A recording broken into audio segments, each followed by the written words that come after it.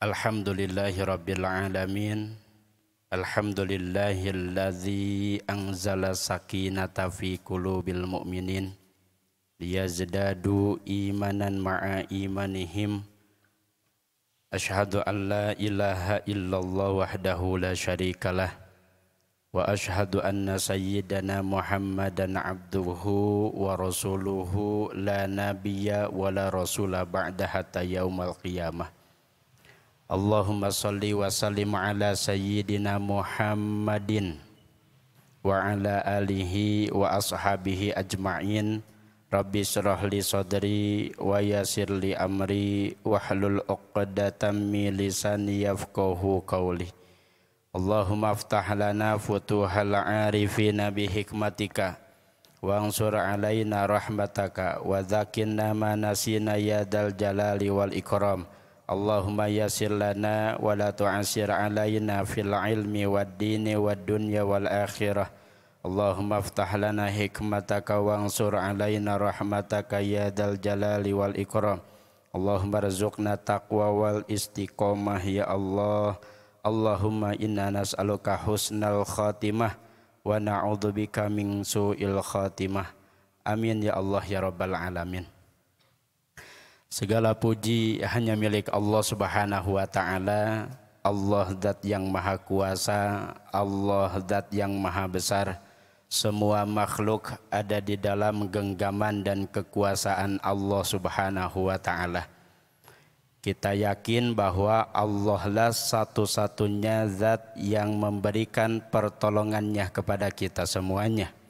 Kita juga yakin bahwa Allah lah zat yang telah memberikan kepada kita semuanya segala limpahan nikmat, karunia, taufik dan hidayahnya, sehingga alhamdulillah Allah Subhanahu wa ta'ala masih memberikan kesempatan kepada kita semuanya untuk bisa melaksanakan berbagai macam aktivitas ibadah ketaatan kita kepada Allah Subhanahu wa ta'ala. Wabil khusus aktivitas yang kita laksanakan pada kesempatan malam hari ini, mudah-mudahan Allah zat yang maha menatap, Allah zat yang maha melihat, Allah zat yang maha menyaksikan apapun aktivitas yang kita lakukan. Allah jadikan aktivitas kita pada malam hari ini menjadi amal solih, jadi jalan penggugur dari setiap dosa dan kemaksiatan, jadi jalan keselamatan, kebahagiaan untuk kita semuanya hidup di dunia dan di akhirat. Amin ya Allah ya Rabbal. Karena ibu bapak sekalian, sahabat-sahabat sekalian, kita tidak pernah tahu kebaikan yang mana, kebaikan apa yang menyelamatkan kita semuanya nanti di akhirat kelak. Boleh jadi dengan duduknya kita semuanya di masjid ini, di dalam rangka melaksanakan thalabul ilmi, Allah catat tuh sebagai amal soleh yang bisa menjadi jalan keselamatan di akhirat kelak. Oleh karenanya luruskan niatnya semata-mata hanya karena Allah Subhanahu wa ta'ala, bukan karena gordon akhor, bukan karena tujuan yang lain, tapi ya Allah, hadirnya saya di masjid ini karena semata-mata Engkau yang perintahkan dan saya ingin mendapatkan keridhoan-Mu ya Rabb. Salawat dan salam semoga terlimpah curah kepada baginda Nabi besar kita Muhammad sallallahu alaihi wasallam, sahibus syafa'ah, kepada para keluarganya, para sahabatnya, para tabi'in, tabi'ut tabi'in, kepada para alim ulama, sampai kepada kita semua selaku umatnya hingga akhir zaman. Amin ya Allah ya rabbal alamin. Ibu bapak yang dirahmati oleh Allah Subhanahu wa ta'ala, kita punya waktu kurang lebih ada setengah jam. Mudah-mudahan materinya bisa tersampaikan dan ada hikmah pelajaran yang bisa kita ambil pada kesempatan malam hari ini. Kalau kita melihat 2 minggu ini, kalau kita melihat fenomena 2 minggu ini, banyak yang Allah wafatkan secara tiba-tiba. Tentu dengan fenomena ini kita bisa mengambil hikmah dan pelajarannya. Bahwa jika kita merasa sehat, janganlah pernah merasa bahwa kita jauh daripada kematian. Karena kematian itu tidak mensyaratkan adanya sakit terlebih dahulu. Jika kita merasa bahwa usia kita masih muda, maka janganlah pernah merasa bahwa kita jauh daripada kematian. Karena banyak yang usianya lebih muda daripada kita, tetapi ternyata meninggalnya lebih dulu. Jika kita merasa bahwa tubuh kita ini fit, maka jangan pernah merasa bahwa kita jauh daripada kematian. Karena banyak atlet yang tubuhnya lebih fit dibandingkan kita, tapi meninggal di lapangan.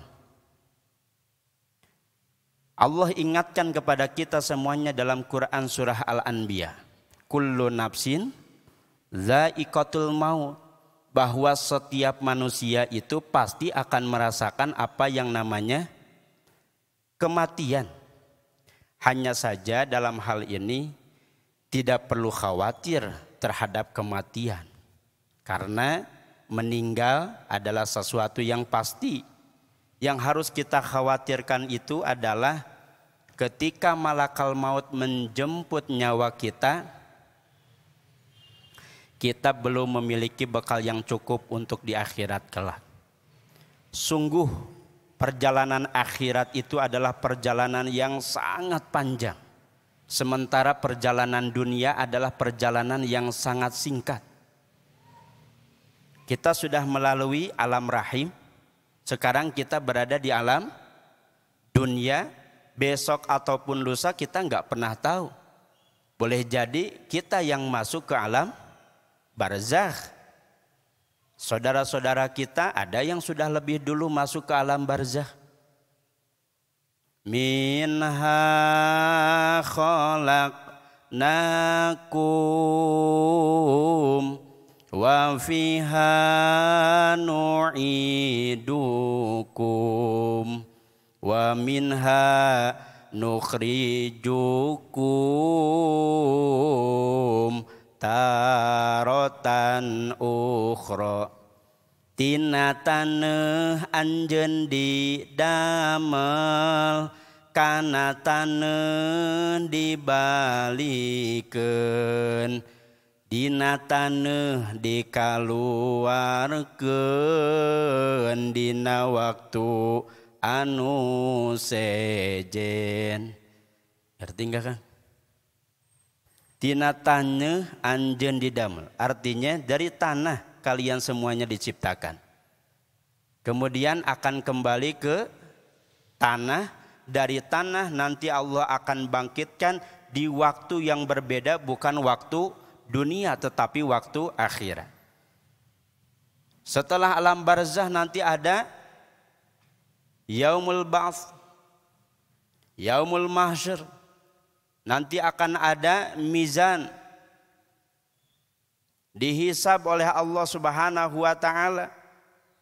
Kemudian nanti akan ada siratal mustaqim. Hakul yakin bahwa kita semuanya akan melewati semua alam itu, ibu bapak sahabat-sahabat sekalian. Dan oleh karenanya kita fahami bersama, semakin panjang perjalanan yang akan kita tempuh, harusnya semakin banyak perbekalan yang harus kita siapkan.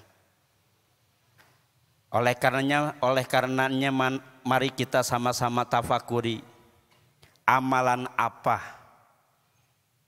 yang bisa kita banggakan, yang bisa kita sandarkan ketika nanti dihisab di hadapan Allah Subhanahu wa taala, yang dengan amalan itu mampu menyelamatkan kita semuanya daripada siksa api neraka jahanam. Yang dengan amalan itu mampu menjadi jalan menghantarkan kita semuanya wafat dalam keadaan husnul khotimah. Karena itu yang kita harapkan. Salah satu di antara tujuan hidup kita di dunia ini tiada lain adalah untuk bisa meraih wafat dalam keadaan husnul khotimah. Ada beberapa amalan yang bisa kita lakukan supaya ketika nanti Allah wafatkan dalam keadaan husnul khotimah. Apa saja yang bisa kita lakukan? Yang pertama adalah dengan memperbanyak tobat, ibu bapak, sahabat-sahabat sekalian. Tentu kita sadari bahwa kita sebagai manusia tidak lepas daripada kesalahan. Kata Nabi, kullu bani adama khotoun wa khairul khotoinna at-tawwabun. Setiap manusia itu pasti pernah melakukan kesalahan. Dan sebaik-baik orang yang melakukan kesalahan adalah orang yang bertobat kepada Allah Subhanahu wa ta'ala. Karena orang yang bertakwa itu bukan orang yang tidak pernah melakukan kesalahan, tapi manakala dia melakukan kesalahan, dia bersegera mengingat Allah Subhanahu wa ta'ala, kemudian dia meminta ampun, memohon ampun, beristighfar, bertobat kepada Allah Subhanahu wa ta'ala. Jangan sampai tobat ini ditunda-tunda. Karena boleh jadi setiap pagi, siang, sore, sampai malam kita terus-terusan berbuat dosa tuh. Maka supaya bisa menghantarkan kita semuanya sampai kepada akhir hayat yang husnul khotimah, jangan pernah menunda-nunda tobat kepada Allah Subhanahu wa ta'ala. Kenapa? Karena kita khawatir ketika kita melakukan kesalahan, ketika kita melakukan dosa dan kemaksiatan yang memang belum ditaubatin, ternyata Allah wafatkan kita semuanya. Na'udzubillah tsumma na'udzubillahi min dzalik. Sehingga kemudian akhir hayatnya mati dalam keadaan su'ul khotimah. Sebagaimana yang sering disampaikan oleh para ulama bahwa ada 3 syarat taubat bisa diterima oleh Allah Subhanahu wa ta'ala menurut Abdullah bin Abbas. Yang pertama adalah an-nadamu fil qalbi, merasa menyesal di dalam diri manakala kita pernah melakukan dosa dan kemaksiatan. Jadi kalau seandainya kita pernah melakukan kesalahan, kemudian kita beristighfar sampai kemudian dalam hati itu seperti yang ada nyeleketik. Apa bukan nyeleketik ya? Nyelekit. Bukan nyeleketik ya. Nyelekit dalam hati tuh gitu ya. Jadi seperti yang nggak enak aja dalam hati itu, ada penyesalan dalam hati itu. Nah, salah satu di antara yang pertama syarat tobat diterima itu adalah manakala dalam hati kita tuh ada penyesalan, timbul penyesalan dalam diri kita. Kita merasa bahwa ya Allah, saya telah melakukan kesalahan, saya telah melakukan dosa. Ya Rabb, Engkau Zat yang Maha mengetahui, ada penyesalan dalam hati itu. Sehingga kan kata Nabi dalam hadis riwayat Al-Hakim, idza sarotka hasanatuka wa idza sarotka hasanatuka wa idza sa'atka sayi'atuka fa anta mu'minun. Apabila engkau merasa bahagia, senang ketika melakukan kebahagiaan, dan apabila engkau merasa bersedih, menyesal, merasa bersalah ketika melakukan dosa dan kemaksiatan, fa anta mu'minun kata Nabi, maka engkau adalah termasuk orang yang beriman. Mafhum mukhalafahnya kebalikannya. Kalau begitu, kalau kita melakukan kebaikan, kita melakukan amal soleh, kita melakukan berbagai macam manfaat, tapi enggak ada dalam hati kita sama sekali rasa bahagia. Bahkan ketika kita melakukan kesalahan, gak ada sama sekali dalam hati kita tuh merasa bahwa apa yang kita lakukan itu bersalah. Maka na'udzubillah tsumma na'udzubillahi min dzalik, kalau seandainya kita tidak termasuk orang-orang yang beriman. Maka syarat tobat diterima adalah hadirkan penyesalan di dalam diri kita bahwa kita pernah melakukan dosa dan kemaksiatan. Yang kedua, biasanya kalau misalkan sudah hadir penyesalan dalam diri kita, itu biasanya refleks mengucapkan kalimat astagfirullahal azim. Jadi yang kedua adalah memperbanyak istighfar, ibu bapak sekalian. Memperbanyak tobat, mohon ampun kepada Allah Subhanahu wa ta'ala. Bisa dengan kalimat yang pendek astagfirullahal azim, bisa dengan kalimat sayyidul istighfar yang lebih panjang daripada kalimat istighfar. Allahumma anta rabbil la ilaha illa anta khalaqtani wa ana abduka wa ana ala ahdika wa wa'dika mastata'tu a'udzubika min syarri ma sana'tu abu'u laka bi ni'matika alayya wa abu'u bi dzanbi faghfirli fa innahu la yaghfiru dzunuba illa anta. Kata Nabi, siapa yang membaca Sayyidul Istighfar pada pagi hari dengan penuh keimanan kepada Allah Subhanahu wa taala dan penuh penyesalan terhadap dosa dan kemaksiatan yang dilakukan, siang hari meninggal dunia, insya Allah min ahlil jannah, kata Nabi, termasuk daripada golongan ahli surga. Barang siapa yang membaca Sayyidul Istighfar pada sore hari dengan penuh keimanan kepada Allah, dengan penuh penyesalan dari setiap dosa dan kemaksiatan yang dilakukan, malam hari meninggal dunia, insya Allah min ahlil jannah, termasuk daripada golongan ahlu surga. Maka sebisa mungkin kesempatan yang diberikan oleh Allah, diinformasikan oleh Rasulullah kepada kita bahwa ada pagi hari, ada sore hari. Manakala seseorang membaca Sayyidul Istighfar dengan penuh keimanan, dengan penuh penyesalan, itu bisa menjadi jalan kita bisa mendapatkan husnul khotimah, kita bisa menjadi jalan dimasukkan oleh Allah Subhanahu wa taala ke dalam golongan ahlul jannah, ibu bapak sekalian. Dan yang ketiga adalah dengan cara kita bertekad untuk tidak melaksanakan atau untuk tidak melakukan perbuatan yang dulu kita lakukan. Jadi kalau tekadnya sudah kuat, mudah-mudahan dibimbing oleh Allah Subhanahu wa taala. Tapi kalau enggak ada tekad sama sekali meninggalkan perbuatan dosa dan kemaksiatan tersebut, nanti ada kesempatan balik lagi. Sehingga hadirkan tekad yang kuat dalam diri kita. Ya Allah, saya mohon bimbinganmu. Engkau Dat yang maha kuasa, Engkau Dat yang maha memiliki kekuatan, sementara hamba adalah makhluk yang lemah. La haula wala quwata illa billah. Kami tidak memiliki daya upaya, ya Allah. Kami tidak memiliki kekuatan untuk bisa menjauhkan diri daripada kemaksiatan, kecuali dengan pertolongan yang Kau berikan kepada kami. Tolong hamba ya Rabb, tolong kami ya Allah.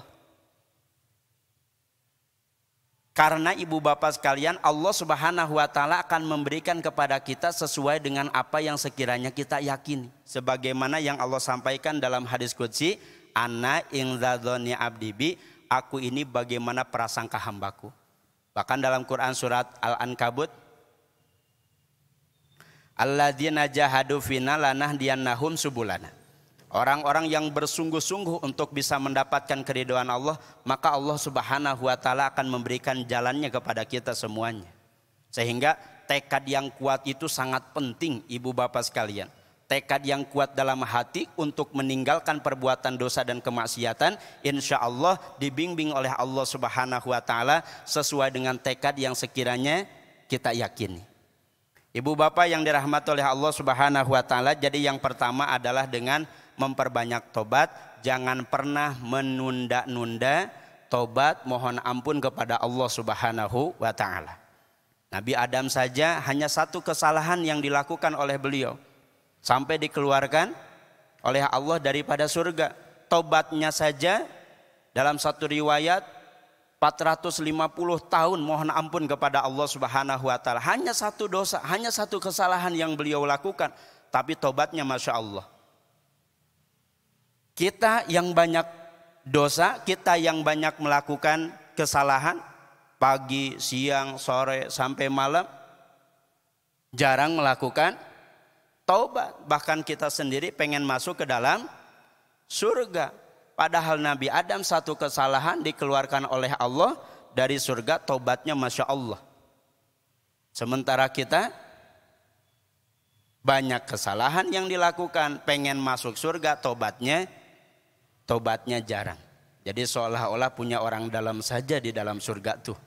Padahal tidak ada jaminan bagi kita semuanya untuk bisa masuk ke dalam surganya Allah Subhanahu wa ta'ala.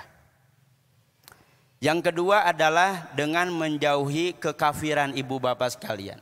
Dengan menjauhi perkara-perkara yang bisa memurtadkan kita, mengeluarkan daripada keislaman.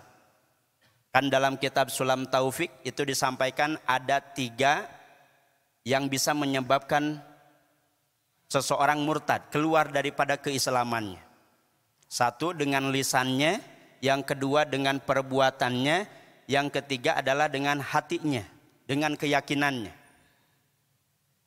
Dengan lisannya seperti halnya menyebut saudaranya atau menyebut temannya, padahal Islam disebut dengan sebutan kafir misalkan. Disampaikan tuh dalam kitab itu, hai kafir misalkan. Kepada siapa? Kepada teman, kepada saudara. Padahal dirinya muslim. Nah ini bisa menyebabkan seseorang keluar daripada keislamannya.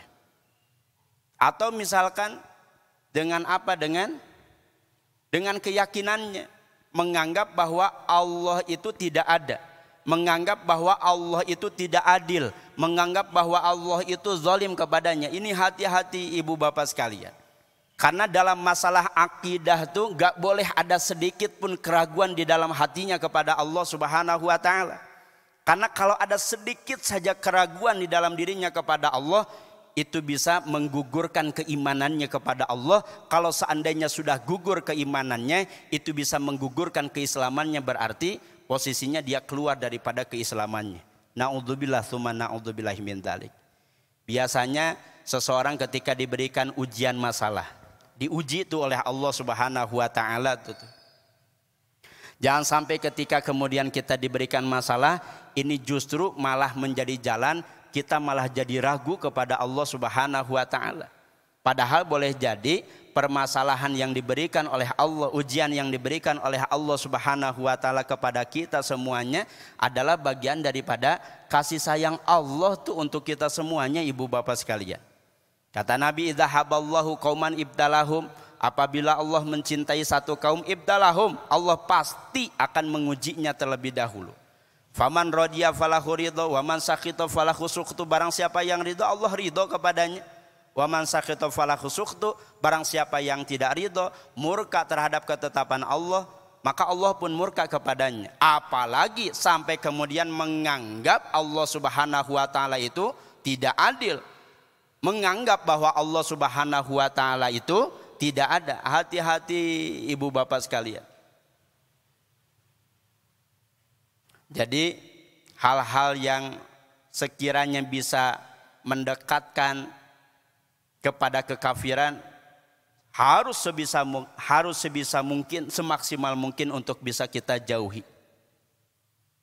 Meyakini ada yang memiliki kekuatan selain daripada Allah Subhanahu wa ta'ala. Padahal Allah zat yang maha memiliki kekuatan. Innal quwwata lillahi jami'a. Sesungguhnya kekuatan itu hanyalah milik Allah Subhanahu wa ta'ala. Hati-hati ibu bapak sekalian ya. Jadi keimanan itu harus idrakun jazimun, gak boleh ada sedikit pun keraguan kepada Allah Subhanahu wa ta'ala. Tidak boleh ada sedikit keraguan dalam diri kita kepada Allah. Jangan sampai keimanan yang kita miliki itu keimanan yang zon, keimanan yang syak, keimanan yang waham. Zon itu 90%, tapi 10%-nya ada keraguan.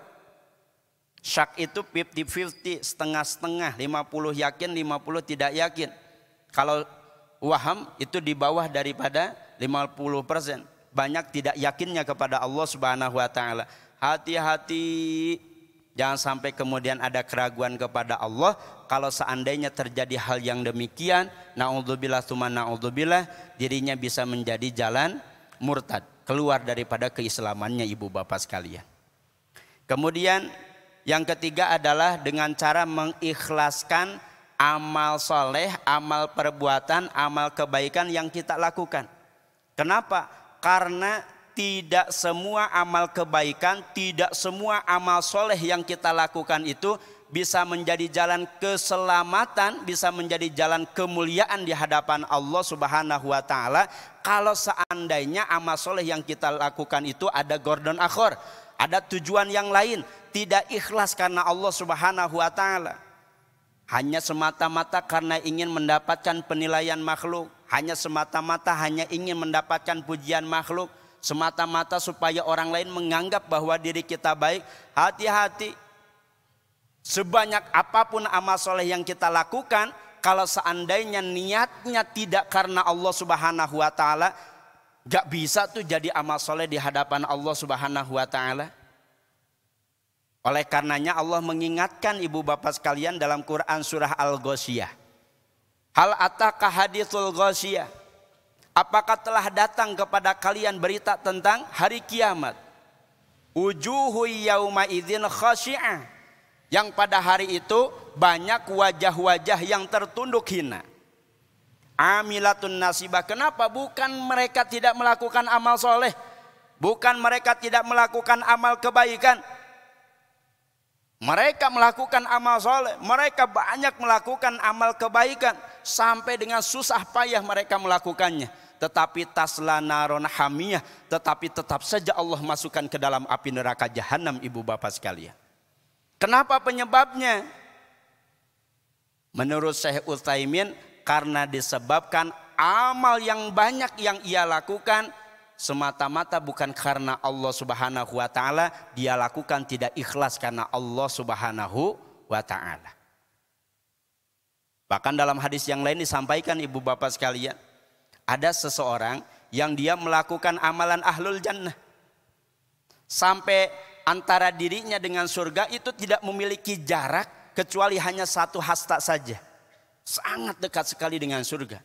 Tetapi ternyata takdir Allah berkata lain, di akhir penghujung hayatnya dia melakukan amalan ahlun nar, sehingga dengan demikian Allah masukkan ke dalam api neraka jahanamnya Allah Subhanahu wa taala. Kok kenapa bisa demikian? Tadi apa yang disampaikan oleh Syekh Utsaimin, bahwa boleh jadi amalan yang dilakukannya tidak ikhlas karena Allah Subhanahu wa taala. Sehingga benar apa yang disampaikan oleh Rasulullah Shallallahu alaihi wasallam. Ada 3 orang yang dipandang oleh manusia, masya Allah ini ahli surga nih. Tapi ternyata di akhirat Allah masukkan ke dalam api neraka jahanamnya Allah.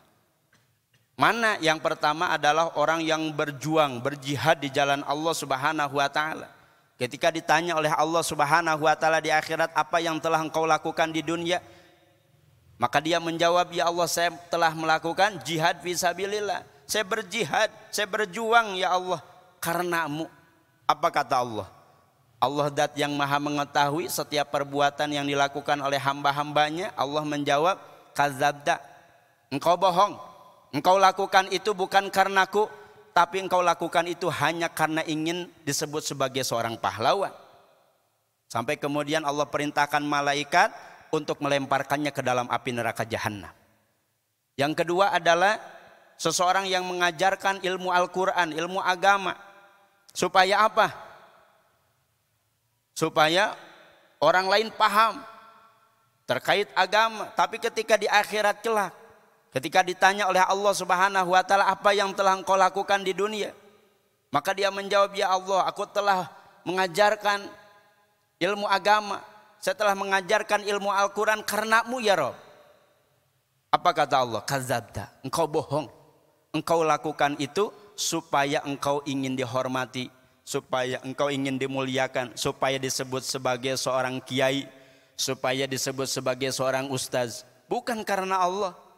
Maka Allah lemparkan ke dalam api neraka jahanam. Dan yang ketiga adalah orang yang gemar bersedekah. Ketika kemudian ditanya di akhirat kelak, apa yang telah engkau lakukan di dunia? Ya Allah, saya banyak melakukan sedekah, saya berinfak karenamu ya Rabb. Apa kata Allah? Kadzabta, engkau bohong. Engkau lakukan itu bukan karenaku, tapi engkau lakukan itu karena engkau ingin disebut sebagai seorang dermawan. Masya Allah. Jadi dalam hadis ini mengingatkan kepada kita semuanya untuk benar-benar menjaga keikhlasan kita semuanya kepada Allah Subhanahu wa taala dari setiap amal kebaikan yang kita lakukan ibu bapak sekalian. Makanya Imam Ghazali juga mengingatkan, menyampaikan, memberikan nasihat kepada kita semuanya. An-nasu kulluhum halka ilal alimuna. Semua manusia itu celaka kecuali orang yang memiliki ilmu. Wal alimuna kulluhum halka ilal amiluna. Semua manusia juga masih terkategorikan celaka kecuali orang yang mengamalkan ilmunya, dan orang yang mengamalkan ilmunya masih terkategorikan celaka kecuali ilal mukhlisuna, orang yang ikhlas dalam mengamalkan ilmunya karena Allah Subhanahu wa taala.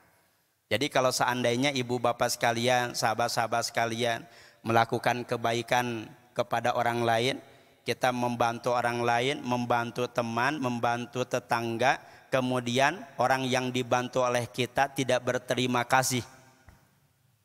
Kira-kira biarin atau tidak? Halo? Tapi kalau seandainya terjadi seperti itu nih, ya, kita bantu orang lain, ternyata benar orang lain atau tetangganya tuh yang kita bantu tidak ngomong terima kasih, ngucapin terima kasih juga enggak, ngeleos aja begitu saja. Biasanya pernah seperti itu enggak, sahabat-sahabat sekalian? Kita bantu orang lain, tapi ternyata orang lain tidak berterima kasih. Kira-kira perasaan kita bagaimana? Ada kekecewaan tidak? Ada kekecewaan tidak? Tak eta teh ikhlas.